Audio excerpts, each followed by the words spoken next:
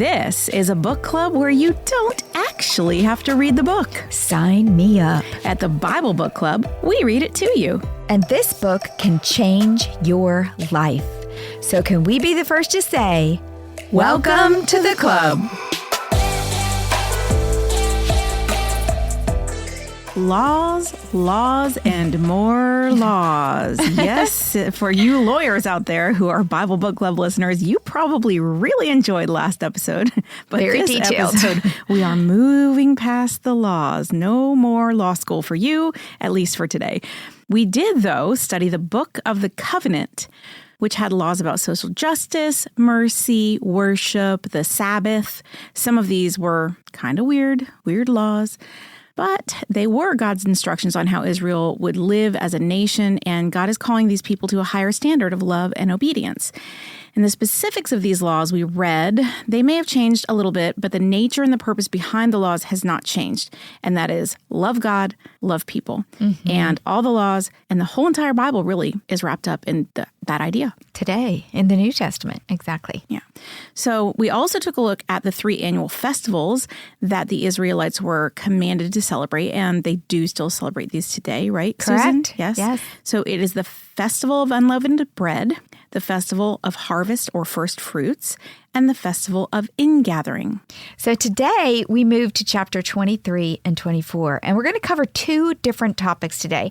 The first is about the angel whom we know and love, and he's going to get an even greater spotlight. And then we're going to take a look at the Mosaic Covenant, which is fascinating. So the first thing is the angel who's going to prepare the way. And we are in the middle, when this opens, of chapter 23, and at the end of the Book of the Covenant, like Heather just stated. And God has some special instructions about the journey to the promised land. Now, most of the instructions involve what will happen when they enter the land, which we know that they are not going to get to do anytime soon. But they didn't know that. Yeah, but that's their own doing. Correct. Right? Yes, because they're going to disobey. And so they're going to end up in the desert for 40 years until that generation who disobeyed dies. Right. And so, but they don't know that at this point. So they're getting these instructions about what's going to happen when they get into the promised land. Right. And I just want to point out, too, you've heard before a lot of people say this, God keeps his promises. And this is one of the ways we know. This was a promise that God made way back in Genesis when we were studying that. For those of you who listened to Season 1, when we did Genesis, this was a promise that God made to the ancestors of Moses and all of these Israelites, that he made to Abraham and all the patriarchs, that Correct. They were going to be a great nation and he was going to give them land. Multiply, and they would get the promised land. Correct. So these instructions will be important in the future in Numbers, Deuteronomy, Joshua, and Judges when the Israelites actually do arrive in the promised land. So chapter 23 continued, starting in verse 20. See, I am sending an angel ahead of you to guard you along the way and to bring you to the place I have prepared. Pay attention to him and listen to what he says. Do not rebel against him. He will not forgive your rebellion, since my name is in him. If you listen carefully to what he says and do all that I say, I will be an enemy to your enemies and will oppose those who oppose you. My angel will go ahead of you and bring you into the land of the Amorites, Hittites, Perizzites, Canaanites, Hivitites, and Jebusites, and I will wipe them out. Do not bow down before their gods or worship them or follow their practices. You must demolish them and break their sacred stones into pieces. Worship the Lord your God, and his blessing will be on your food and water. I will take away sickness from among you, and none will miscarry or be barren in your land. I will give you a full life span. I will send my terror ahead of you and throw into confusion every nation you encounter. I will make all your enemies turn their backs and run. I will send the hornet ahead of you to drive the Hivitites, Canaanites, and Hittites out of your way. But I will not drive them out in a single year, because the land would become desolate and the wild animals too numerous for you. Little by little, I will drive them out before you until you have increased enough to take possession of the land. I will establish your borders from the Red Sea to the Mediterranean Sea, and from the desert to the Euphrates River. I will give into your hands the people who live in the land, and you will drive them out before you. Do not make a covenant with them or with their gods. Do not let them live in your land, or they will cause you to sin against me, because the worship of their gods will certainly be a snare to you. All right, a couple, actually 3 if-then promises in here, where God is promising 3 things if they do certain things. First, if they listen and do what the angel says, then God will wipe out the nations living in Canaan. Pretty simple. All they have to do is listen to the angel. Second, if they worship God alone, which they've heard this a bajillion times, then God will provide food, health, children, and long life. A lot of great stuff, basically everything you want in a life. Third, if they do not make a covenant with the people of the land, then God will methodically drive the people out with terror and confusion. This is a very clear, very good deal. Now, unless you worry that they're going to forget about this in the 40 years, don't worry. I promise you, God's going to reiterate it multiple times. But let's focus on the first paragraph because that is unique. And it's where God has chosen the angel to lead the way and commands them to follow. Now, this is the third mention of the angel. The first being chapter 3, when he appeared in the burning bush. The second was chapter 14, when the angel was leading Israel and withdrew from the front to go behind them, separating them and really protecting them from the approaching Egyptian army. Do we ever get to know the name of this angel? It's the angel. It's just the angel. The name, the angel. But now he said, if you remember in verse 21, when you read, my name is in him. And that's why we name our kids Angel today. Yeah. No, just kidding. Because God's name is in him. So he's talking about a relationship he has with the angel. We also know that first and foremost, the angel's presence indicates God's presence. This promise is no different. The angel will go ahead of them. This is a visible sign to the nations of God's protection over them. The angel is going to be visibly present to all these other nations, and it's going to freak them out. They're literally going to run in terror. This is a supernatural force of intimidation, which I never really read that before. So it's kind of cool. Like you wonder, how did they defeat all these nations? Well, some of them just like ran chicken, you know, like, they got that cloud with them. I've heard about that cloud. That cloud does big things. They knew that it was powerful. Yes.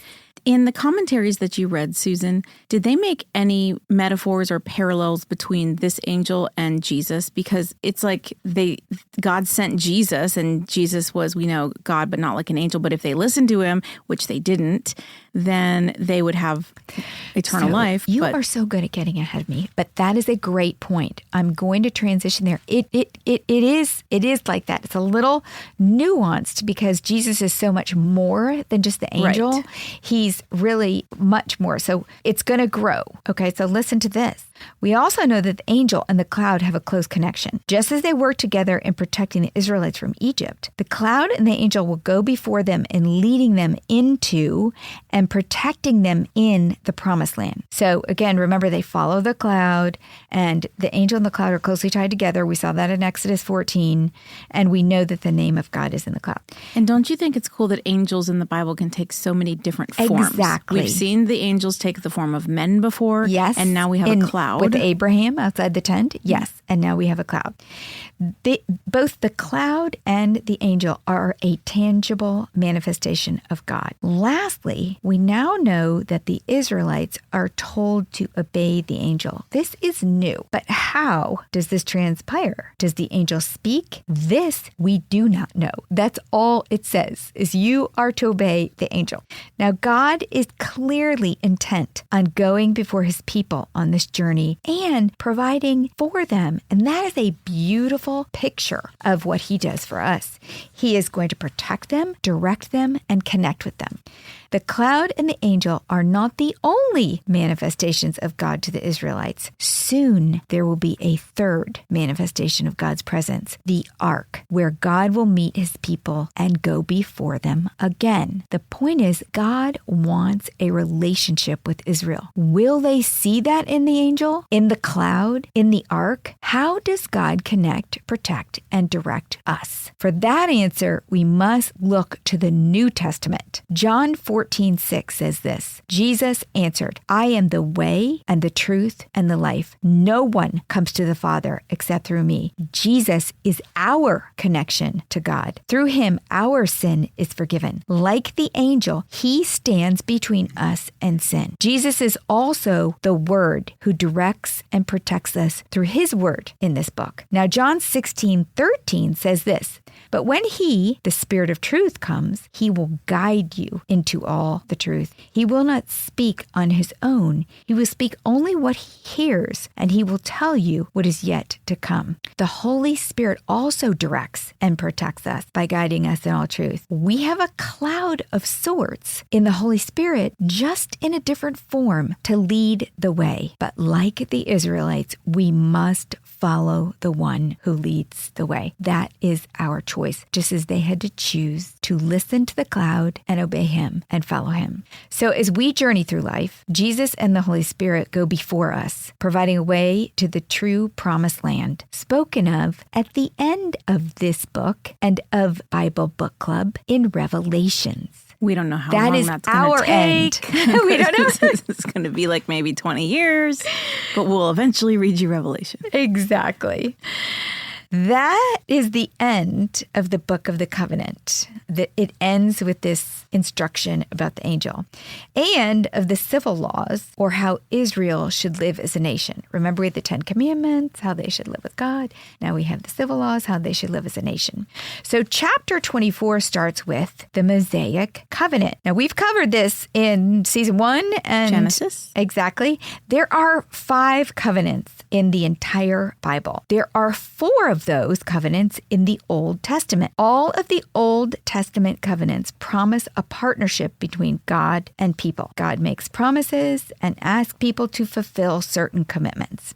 In Genesis 1, season 1 of BBC, episode 9 and 15, we discussed the first 2 of these 5 covenants. The covenant made with Noah, or the Noahic covenant, the covenant made with Abraham, or the Abrahamic covenant, and today we're going to discuss the third, the covenant made with Moses and the Israelites, or the Mosaic covenant, which leaves the 4th Old Testament covenant left, which is the covenant with David. There is only 1 covenant in the New Testament. So 4 in the Old, 1 in the New, 5 altogether. Now, all the Old Testament covenants are broken by the Israelites. They're going to break the Mosaic covenant just like they broke the others, which is why the prophets, all these future prophets we're going to cover in the years ahead, talked about a day when God would create a new covenant, one that would restore their relationship with God permanently, never to be broken, because they weren't good at keeping it. Like no matter how hard we try, we can't break that do one. It. We might not listen to that person. We might not listen to what Jesus is telling us, but we still can't break the covenant. We can't break it. This new covenant was fulfilled by Jesus. Now, what is a covenant? A covenant is a chosen partnership in which 2 parties make binding promises to each other. It differs from a contract in that it is relational and personal, more like a marriage and less like a business contract. So let's talk about the confirmation of this Mosaic covenant that we're about to read about. It begins with a return to the narrative. Remember, we had this good thing going, the narrative of Moses. It was the story. And it kind of ended in chapter 20, verse 21, where we left Moses before the Book of the Covenant. Remember then? Because when it got really boring and we read a bunch of rules. No, I'm just kidding. You're not boring. We learned so much. So remember, when we ended chapter 20, verse 21, we kind of segued into just straight Book of the Covenant law. Moses in 2021 had just given the Israelites the 10 Commandments. And he says, this is what it says in that verse, the people remained at a distance while Moses approached the thick darkness where God was. So Moses went back up the mountain. He's approaching, as we left him in chapter 20, he was approaching the thick darkness where God was. He's climbing up that mountain again. And when we return right now, he is still there with God when we start reading in this chapter.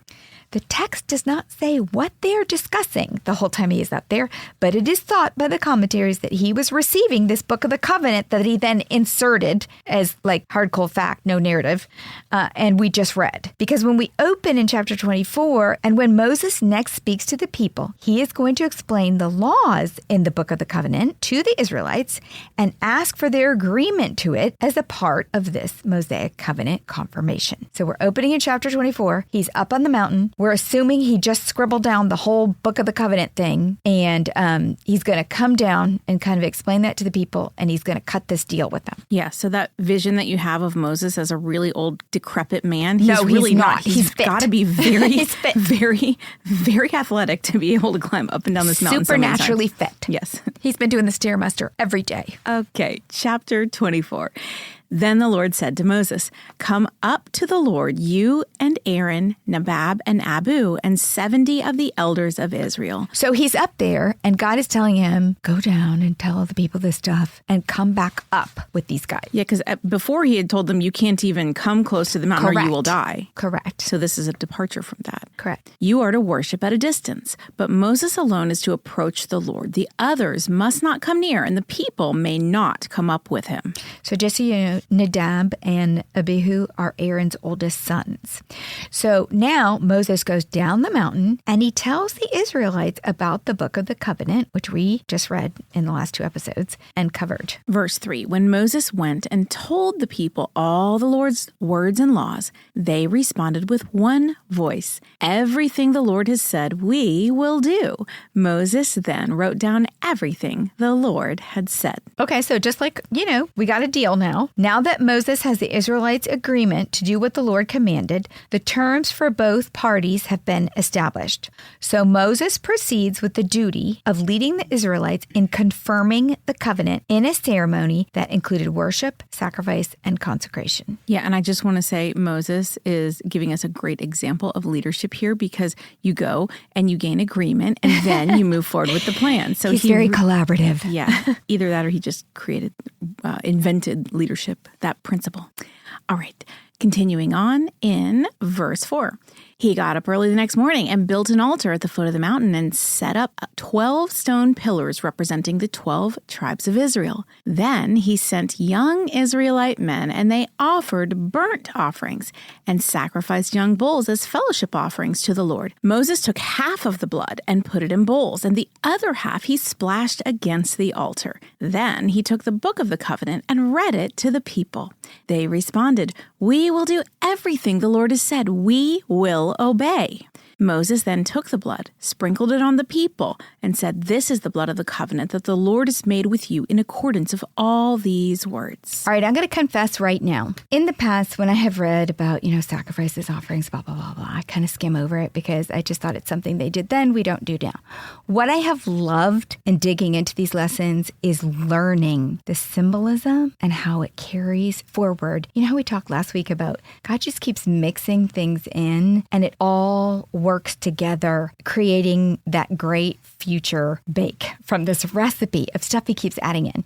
And so I want you to stay with me on this when I explain the burnt and fellowship offerings together at one time and why it linked back to something that you mentioned in our opening, Heather, and we talked about last week. Well, I'm excited to hear what this is, because I will confess that whenever I read this, I ask God, why does it have to be this barbaric and thing confusing. with blood? God, why do Yes. you have to do this? Why does it have to be blood? And I know you told me when I asked that question in a previous episode, well, blood is life, but I can't wait for you to explain further because it still sounds barbaric to me. Okay, here we go. Why these two offerings together at one time, which is very rare. This is significant to the purpose behind the laws of the book of the covenant that we just finished. Remember, they focus on how the Israelites are to live in relationship with God, love the Lord your God, and how they are to live in relationship with others or live as a nation, love your neighbor as yourself. Remember, we equated that New Testament, the greatest 2 commandments,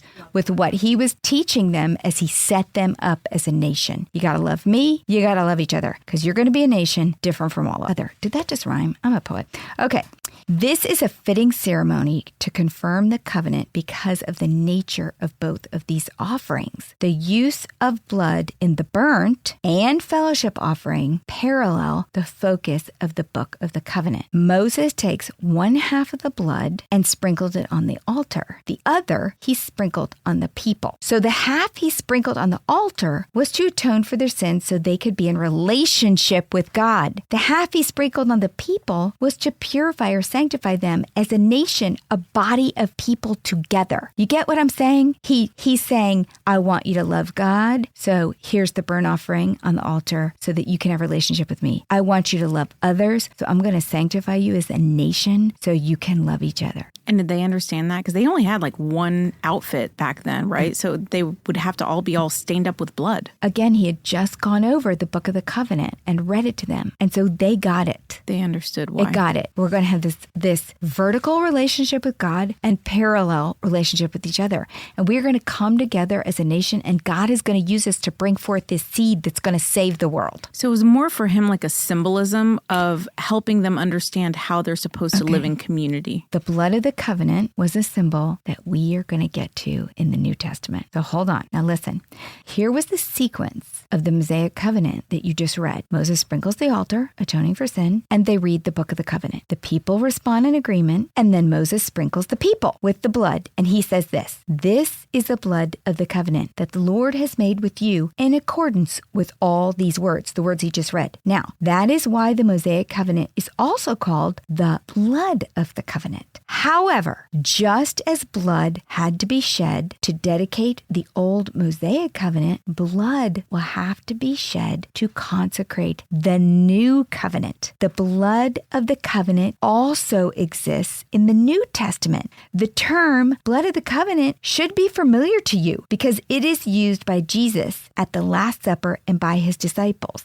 During the Last Supper, Jesus said in both Matthew and Mark, the books of Matthew and Mark, he says, "This is my blood of the covenant, which is poured out for many for the forgiveness of sin." So when he said that, they knew exactly what he was implying. Exactly what he's saying. He's saying, I'm the Messiah. I'm the one. Now, why did this happen at the Last Supper? So that you will understand how much it really meant to them when they heard this. Because he says this at the Last Supper. God symbolically chose this night, the night that the Last Supper happened on, for 2 reasons. First, because the Last Supper was on the eve of Passover. And Jesus is the fulfillment of all that was foreshadowed by the Passover lamb. He is the Passover lamb.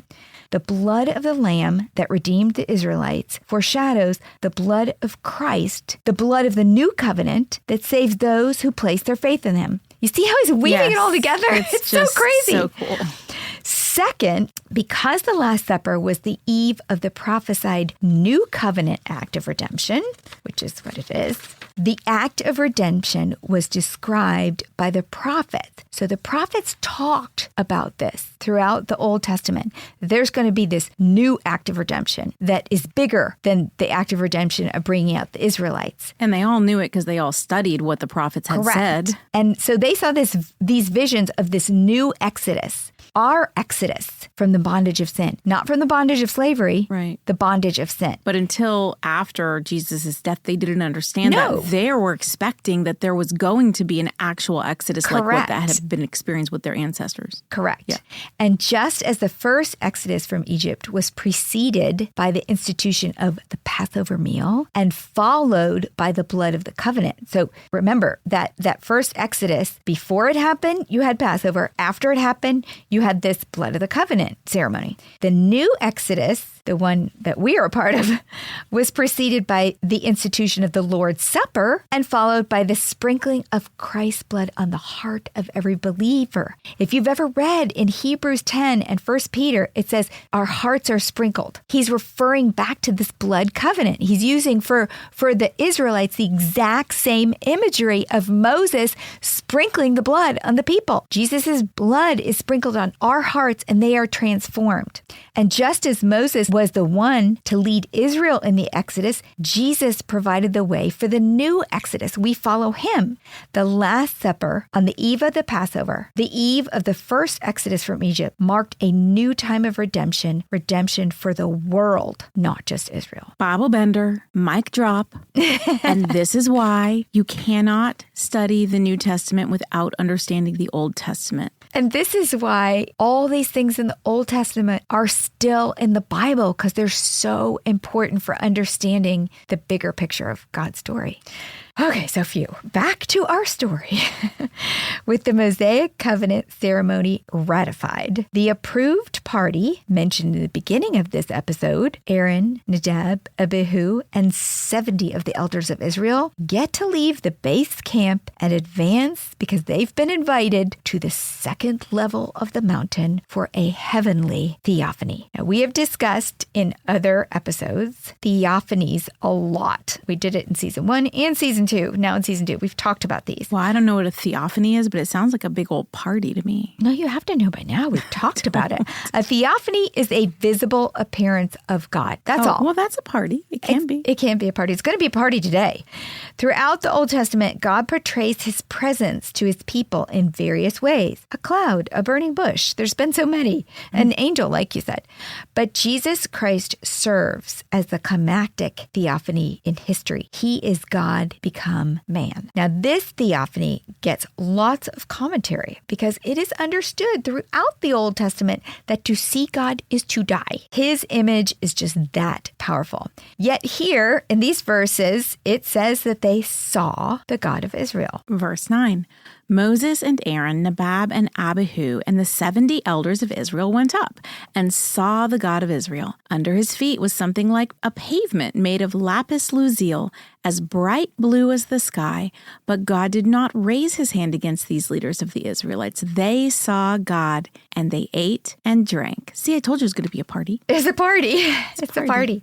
All of them saw God can be interpreted as received a glimpse of God. So it does not appear that they saw much, just his feet. And this is a kind of cool thing because what they did see was a sharp contrast to what they had seen previously from a distance. This thunder, lightning, fire, and smoke on this mountain. And truthfully, they had to be really scared to just even go up halfway the mountain because it had been covered by all this scary stuff that only Moses was brave enough to go up into. And didn't you say before it's a mountain of granite, so it had that kind of purplish blue glow to it? Yeah, they're really pretty mountains, actually, especially when the sun is setting. So in this theophany, God shows another side of himself to them. And it's kind of sweet because they've just entered and agreed to be in relationship with him. And what they got to see was indescribably lovely. God was standing on what they could only describe as a pavement like lapis lazuli. And this is a stone that is a gorgeous bright blue stone. It's also interpreted in the Bible as sapphire, but that is a different stone, and that's what's used more in Revelations. And while they were up there kind of looking at this beautiful scene, they ate in communion and peace in his presence. And I picture it as just like a little vision of what heaven probably is going to look like. It's a taste of heaven. That's what they got to experience because God is rejoicing with them that they entered into this covenant with them. This is what he has waited for, this nation that was going to be his people, and they are here. And this picture of the mountain being the place where earth meets heaven is a common one in the Bible. Moses is the greatest exception to this seeing God and not dying thing. No other prophet knew and spoke to God like he did. So for them to have this kind of experience was really rare and something that most prophets didn't have. Others had visions of him. This was really kind of a taste of what being in his presence was going to be like. Now, Isaiah in 25:6-8 prophesies of a time to come come when God will hold another meal, such as this one. This time, inviting the nations, meaning all of us, to enjoy his presence as these 70 did. And it says this, "On this mountain, the Lord will prepare a feast of rich food for all peoples. On this mountain, he will destroy the shroud that enfolds all his peoples, the sheet that covers all nations. He will swallow up death forever. The sovereign Lord will wipe away the tears from all faces. He will remove his people's disgrace from all the earth." God's plan has always been to extend an invitation into his presence to all peoples and all nations. That's beautiful. Yeah, something to look forward to. Let's keep going in verse 12. "The Lord said to Moses, 'Come up to me on the mountain and stay here, and I will give you the tablets of stone with the law and commandments I have written for their instruction.' Then Moses set out with Joshua, his aide, and Moses went up on the mountain of God. He said to the elders, 'Wait here for us until we come back to you. Aaron and Hur are with you, and anyone involved in a dispute can go with them.' When Moses went up to the mountain, the cloud covered it, and the glory of the Lord settled on Mount Sinai." Okay, so Moses is going to go a little further with Joshua, but the rest don't get to come. And actually, Joshua's not going to get to go all the way up. Only Moses will. He leaves Aaron and Hur behind and tells them that they're kind of in charge when he tells them if anyone has a dispute, you settle it. Because he was the judge and they had to bring their disputes to him. We should have a little bit of foreboding about if we know the story to come. Yeah.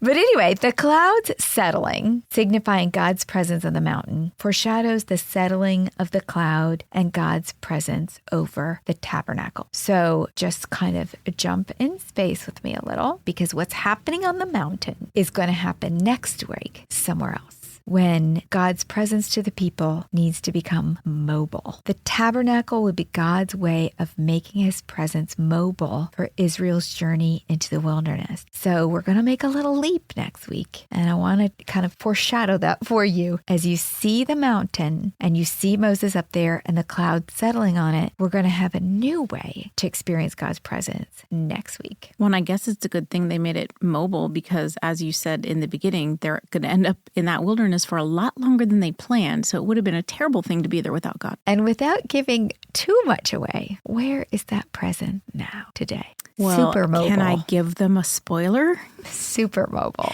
Because he's inside of you and all you have to do is ask. And again, as we see, God has always had a plan, and the plan just gets better and better. Yeah. All right, so read these next verses. We're going to read them again next week because they're so interesting. Continuing in verse 16.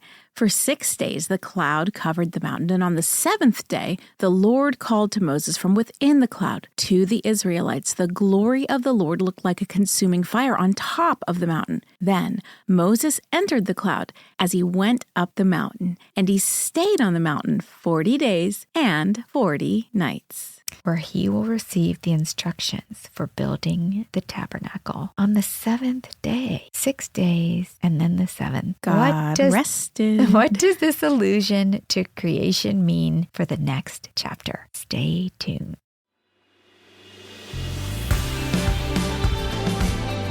What's a club without friends? If you're enjoying the Bible Book Club, why don't you share it? And then you can say, Welcome to the club.